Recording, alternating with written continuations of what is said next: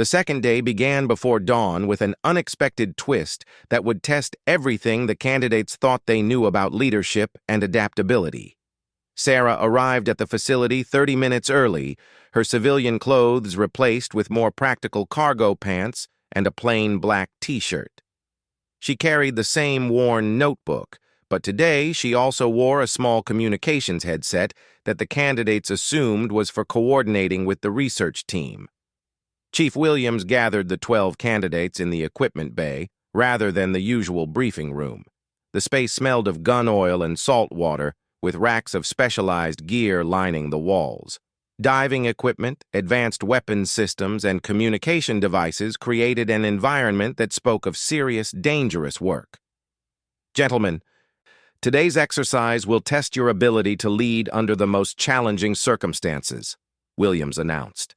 You will be conducting a simulated hostage rescue operation in an urban environment. The scenario is complex, the timeline is compressed, and the stakes are as high as we can make them without actual bullets flying. Sarah positioned herself near a bank of monitors that would track each team's progress through the exercise. The candidates noticed her setup and assumed she was there to observe their tactical movements and decision-making processes. What they didn't realize was that today's scenario had been specifically designed based on her observations from the previous day.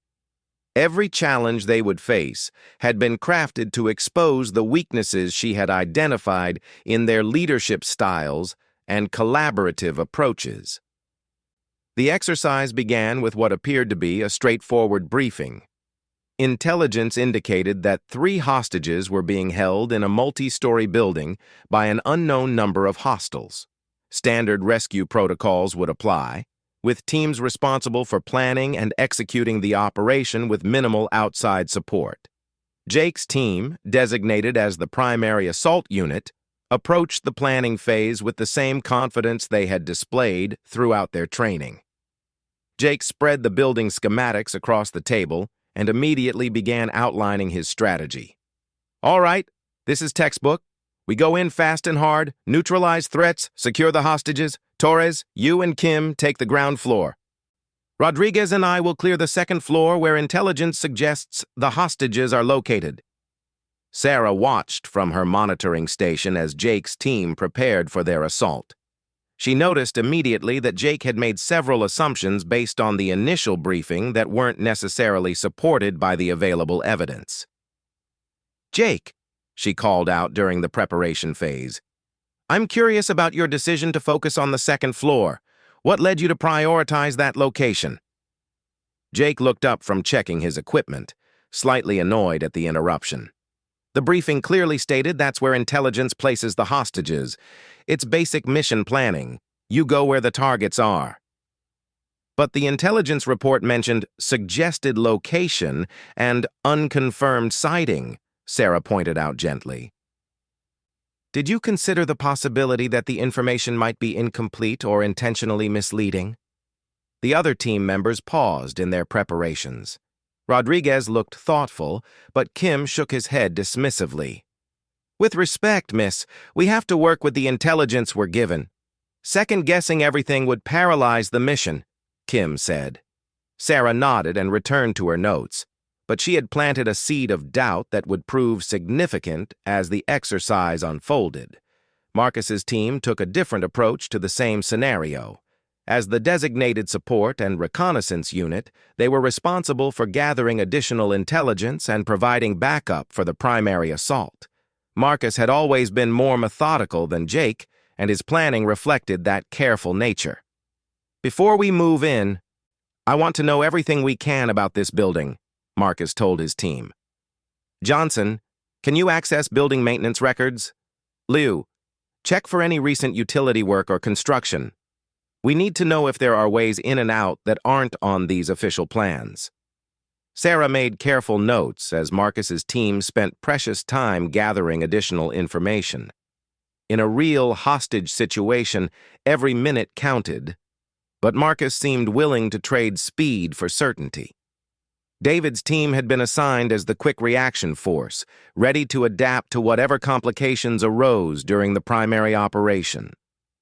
David's natural competitiveness made him chafe at the support role, but he threw himself into preparation with typical intensity.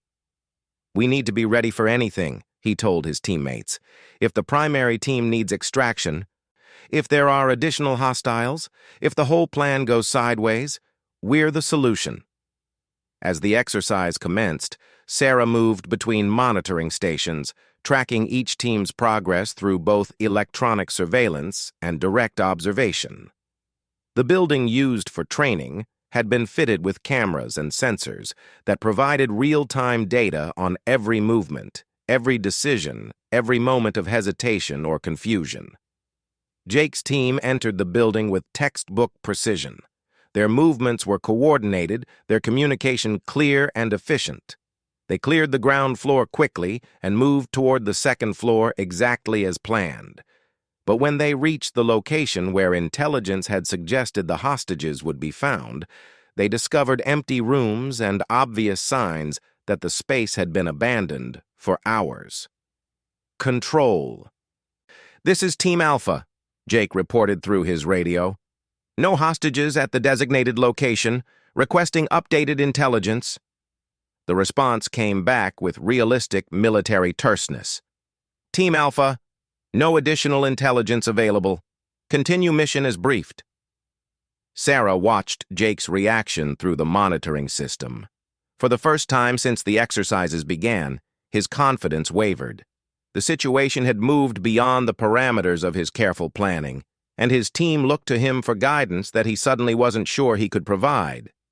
Meanwhile, Marcus's team had taken a different route into the building, using the additional intelligence they had gathered to identify an alternate entry point.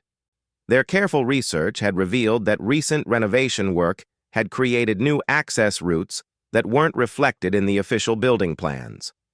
As they moved through the building, Marcus made a discovery that would prove crucial.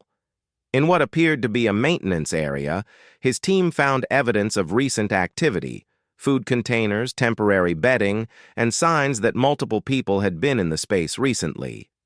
"This looks like where they were holding the hostages," Marcus reported. "But they've been moved recently, within the last few hours based on the condition of these supplies." David's team, monitoring communications from their staging area, heard both reports and faced their own decision point. The original plan called for them to remain in reserve unless specifically called for assistance. But the developing situation suggested that adaptive thinking might be more valuable than strict adherence to protocol. Sarah watched with particular interest as David made his choice.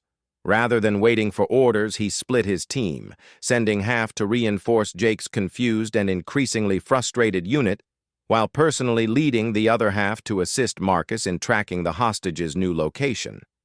The exercise had now become exactly what Sarah had hoped it would, a test of how these candidates responded when their training met unexpected reality. Jake's frustration was growing as his team searched the building without finding any trace of the hostages. His radio calls to control became increasingly tense as he demanded better intelligence and clearer guidance. The confidence that had served him well throughout training was becoming a liability as he struggled to accept that the situation wasn't going to conform to his expectations. "This is ridiculous," he muttered to Torres during a brief pause in their search. "How are we supposed to complete the mission if intelligence can't even tell us where the targets are?" Torres, who had been growing increasingly uncomfortable with Jake's rigid approach, finally spoke up. "Maybe we should consider that they've been moved. Marcus's team found evidence that people were being held in a different area." Jake's immediate response revealed much about his leadership style under pressure. "Our mission parameters are clear. We search this building systematically until we find them or until control tells us otherwise." But Sarah could see through the monitoring system that Torres wasn't the only team member having doubts. Kim kept glancing toward the areas where Marcus's team was operating, clearly wondering if they should be coordinating their efforts rather than continuing with an increasingly futile search. Marcus, meanwhile, was demonstrating a different kind of leadership challenge. His methodical approach had led to valuable discoveries, but his team was becoming bogged down in analysis when action was needed. They had found the hostages' previous location and identified signs pointing to where they might have been moved, but Marcus seemed reluctant to act on incomplete information. "We need to be certain before we commit to a course of action," he told his team as they examined what appeared to be a hastily abandoned guard post. "If we're wrong, we could compromise the entire operation." Liu, his most experienced team member, was growing impatient with the extended reconnaissance. "Marcus, we're running out of time. Those hostages could be moved again while we're standing here debating." The tension in Marcus's voice was evident as he replied, "I understand the time pressure, but rushing in without proper intelligence is how people get killed, both hostages and operators." David's decision to split his team and adapt to the evolving situation was proving to be the most effective response to the exercise's challenges. His reinforcement of Jake's team provided additional manpower for the systematic search, while his personal assistance to Marcus's unit added urgency to their methodical approach. Sarah noted that David's natural competitive drive was serving him well in this scenario. Unlike Jake, whose confidence had become rigid under pressure, or Marcus, whose caution had become paralyzing, David was treating the unexpected developments as a challenge to be overcome rather than obstacles to his success. When David's sub-team discovered fresh tracks leading from the area Marcus had identified toward an unexpected part of the building, he made an immediate decision to pursue the lead. "Marcus, we have a trail. I'm following it with Johnson and Torres. Continue your investigation, but be ready to move fast when we confirm the location." The climax of the exercise came when David's pursuit led to a discovery that none of the teams had anticipated. The hostages weren't just in a different location than expected. They were in the process of being moved again, with hostiles attempting to extract them from the building entirely. This development required immediate coordination between all three teams and challenged every aspect of their training. The carefully planned, methodical approaches that had served them well in previous exercises were suddenly inadequate for a rapidly evolving situation that demanded real-time adaptation and collaborative decision-making. Sarah watched with growing interest as the three team leaders attempted to coordinate their response. Jake's initial reaction was to demand central control and clear orders. Marcus wanted to gather more intelligence before committing to action. David was ready to move immediately but recognized he needed support from the other teams to be effective. The radio traffic between teams became increasingly tense as precious minutes ticked away and the hostiles moved closer to successfully extracting the hostages from the building. It was Torres who ultimately broke the deadlock with a simple but profound observation. "We're all trying to be team leaders, but this situation needs one mission commander.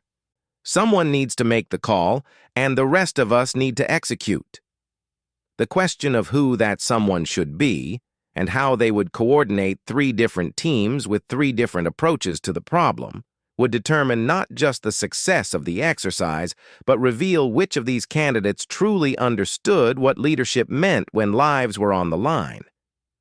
Sarah's pen moved rapidly across her notebook as she documented not just what the candidates were doing, but how they were thinking, how they were adapting, and most importantly, how they were working together under the kind of pressure that would define their effectiveness as Navy SEALs.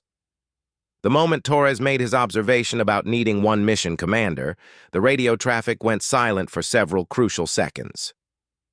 Sarah could see on her monitors that all 12 candidates had heard the comment, and each team leader was processing what it meant for their carefully constructed plans and their individual approaches to the crisis. It was David who responded first, and his words would later be remembered as the turning point of the entire exercise. "Torres is right. Jake, you have the most detailed knowledge of the building layout from your systematic search. Marcus, your team has the best intelligence on hostile movement patterns. I have eyes on the current situation. We need to combine what we know, make a decision, and execute it as one unit." Sarah made a careful note as she watched Jake's reaction through the monitoring system. The suggestion challenged his natural assumption that as leader of the primary assault team, overall command should default to him. But it also acknowledged his team's contribution to the overall mission. "Agreed," Jake replied after a pause that felt longer than it probably was. "David, what's your current assessment of the extraction timeline?" The shift in Jake's tone was remarkable. The frustration and rigid adherence to original plans had been replaced by something Sarah recognized as genuine tactical adaptation. He was still confident, but now his confidence was focused on the mission rather than on proving his predetermined approach was correct. Marcus's response came next, and it demonstrated a similar evolution in his leadership style. "I can provide movement predictions based on what we've observed, but we need to act on probability rather than certainty. David, if we're going to intercept them, we have perhaps 3 minutes before they reach the extraction point." For the first time during the exercise, all 3 teams began operating as a single coordinated unit. Jake's knowledge of the building layout allowed him to identify the optimal intercept points. Marcus's intelligence gathering provided crucial insights into hostile capabilities and likely responses to intervention. David's real-time observations guided the timing and coordination of their response. Sarah watched as the 12 candidates transformed from 3 separate teams competing to prove individual excellence into a single operational unit focused entirely on mission success. The change was so dramatic that she found herself leaning forward in her chair, genuinely invested in the outcome of their coordinated effort. The final phase of the exercise unfolded with remarkable precision. Jake's team positioned themselves to block the primary extraction route, while Marcus's team covered potential alternate paths.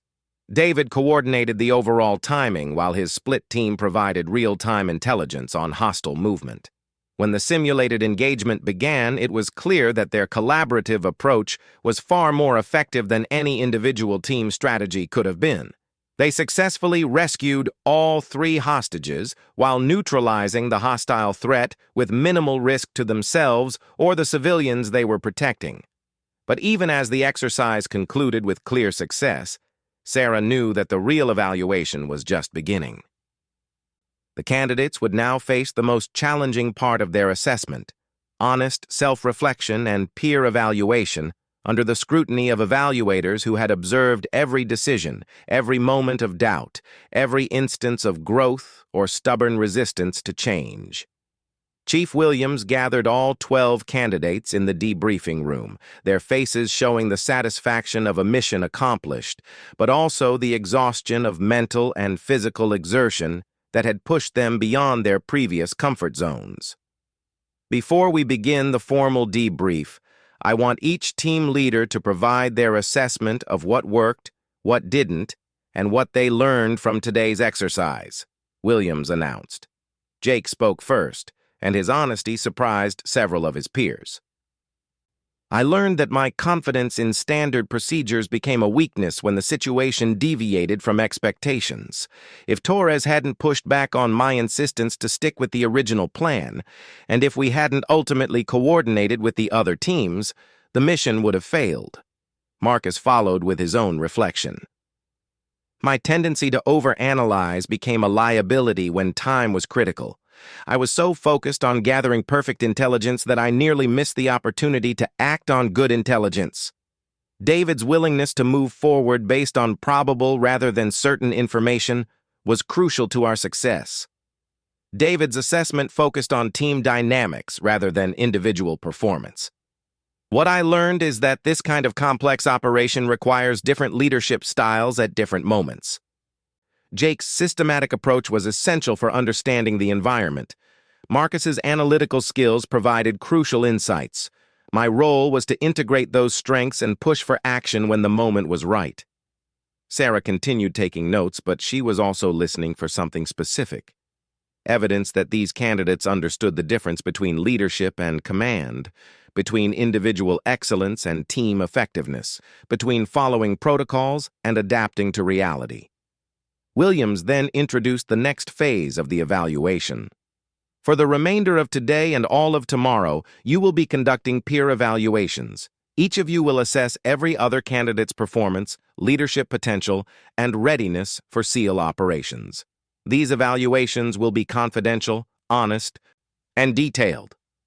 The candidates exchanged glances. They had expected technical debriefs and instructor evaluations, but peer assessment added a layer of complexity that none of them had fully anticipated. Additionally, Williams continued, Ms. Martinez will be conducting individual interviews with each of you as part of her research. These conversations will be informal, but I encourage you to be as honest with her as you have been with each other. Over the next several hours, Sarah conducted her interviews in a small conference room adjacent to the main training areas. Each conversation lasted approximately 30 minutes, and each revealed different aspects of how the candidates processed their experiences and viewed their own development. Her interview with Jake was particularly illuminating. Away from the group dynamic and the pressure of active exercises, he demonstrated a level of self-awareness that had been less evident during the tactical operations. I realize now that my football background taught me to lead through confidence and decisive action, but it didn't prepare me for situations where the playbook doesn't apply, Jake admitted. Today forced me to learn the difference between confidence and inflexibility.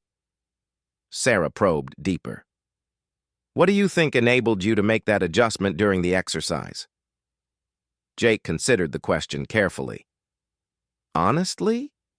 It was hearing Torres question my approach, and then seeing how David was willing to adapt his role based on what the mission needed rather than what he had planned to do. It made me realize that real leadership sometimes means abandoning your original plan when the situation changes. Marcus's interview revealed different insights into the evolution of his thinking. I've always believed that thorough preparation and careful analysis were the keys to successful operations. Today taught me that sometimes you have to act on incomplete information.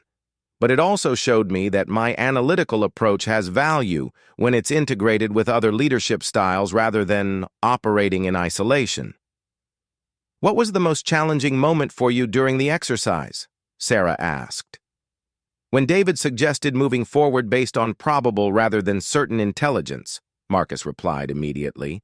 Every instinct I had said to gather more information, but I could see that time was running out. Learning to trust the judgment of teammates when their approach differs from your natural inclination, that was harder than any physical challenge we've faced. David's interview provided perspective on how he viewed the overall team dynamics. What I found interesting was how each of our leadership styles became most effective when they were supporting the overall mission rather than competing for dominance.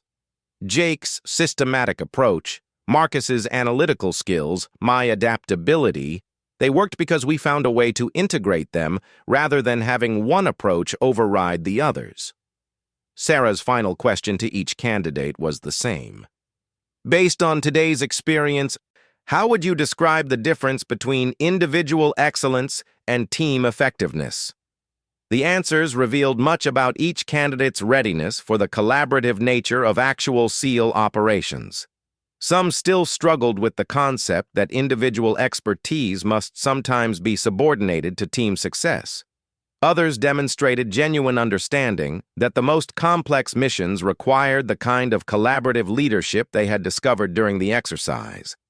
As the individual interviews concluded and the candidates began their peer evaluations, Sarah compiled her observations from 2 days of intensive assessment. The candidates who had dismissed her as an academic observer studying warriors had unknowingly revealed their strengths, weaknesses, assumptions, and capacity for growth to someone whose evaluation would significantly impact their future.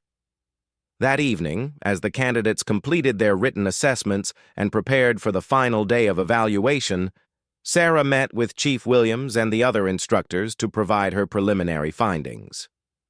The exercise design was effective in revealing leadership capabilities under pressure, she began. But more importantly, it demonstrated each candidate's ability to learn, adapt, and collaborate when their individual approaches proved insufficient. Williams leaned forward with interest. "And your overall assessment?" Sarah referred to her extensive notes from 2 days of observation. Several candidates showed exceptional individual skills but struggled with collaborative leadership. Others demonstrated strong analytical or adaptive capabilities but needed pressure to integrate those skills with team dynamics. The most promising candidates were those who could recognize when their natural approach wasn't working and adjust their leadership style to support mission success rather than validate their individual methods. Specific recommendations? Jake Thompson shows real potential but needs continued development in adaptive thinking. Marcus Rivera has strong analytical skills but requires experience in time-critical decision-making. David Kim demonstrates natural collaborative instincts, but sometimes moves too quickly without full team input. Sarah paused, knowing her next comments would be carefully considered by the evaluation board. However, all 12 candidates demonstrated the capacity to learn and grow when challenged appropriately. The question isn't whether they have perfect leadership skills now, but whether they can continue developing those skills under the pressures they'll face as operational SEALs. Williams nodded thoughtfully. Tomorrow's final exercise will test exactly that, their ability to apply what they've learned under maximum pressure. As Sarah left the facility that evening, she reflected on the past 2 days and the transformation she had witnessed. 12 highly trained, supremely confident candidates had been forced to confront the limitations of their individual approaches and discover the power of collaborative leadership. Tomorrow would bring the final test, and with it, the revelation of her true role in their evaluation. The candidates still saw her as an outside observer, but soon they would learn that the quiet academic with the worn notebook had been assessing their readiness for the most demanding military role in the world. The irony wasn't lost on her that these men who had initially dismissed civilian understanding of military operations had been evaluated by someone whose credentials they never thought to question. Tomorrow they would discover just how much they still had to learn about assumptions, leadership, and the true meaning of earning the right to call themselves Navy SEALs.